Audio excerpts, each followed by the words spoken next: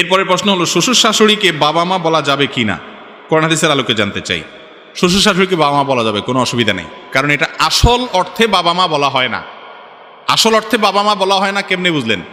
আপনার কাছে একটা কাগজ দেওয়া হয়েছে, ফর্ম দেওয়া হয়েছে, তোমার নাম লেখো, আপনি লিখছেন, বাবার নাম লেখো, সেখানে কি কেউ শ্বশুরের নাম লেখে? কথা বলেন। মায়ের নামের ঘরে কেউ শাশুড়ির নাম লেখে? লেখে না। তাহলে বোঝা গেল সে তার অরিজিনাল বাবা মা ওনাদেরকে বলতেছেন না, যেটা বলতেছে এটা সম্মান সূচক, মানে আমার বাবার মতো, আমার মায়ের মতো। নবী করিম সাল্লাল্লাহু আলাইহি ওয়াসাল্লাম বলেছেন, ইন্নী লাকুম বিমানজিলাতিল ওয়ালিদ, হে উম্মত, আমি তোমাদের জন্য বাপের মতো।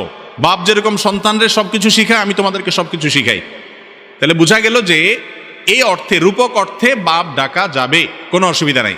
শ্বশুরকে আব্বা বা শাশুড়িকে আম্মা বললে সেটা আসল এবং জন্মদাতা গর্ভধারণকারিণী এবং জন্মদাতা বাবার সেই উদ্দেশ্যে মিন করে বলা হয়নি। কেউ জিজ্ঞেস করে, ভাই আপনার বাবার নাম কি? শ্বশুরের নাম কেউ বলবে না।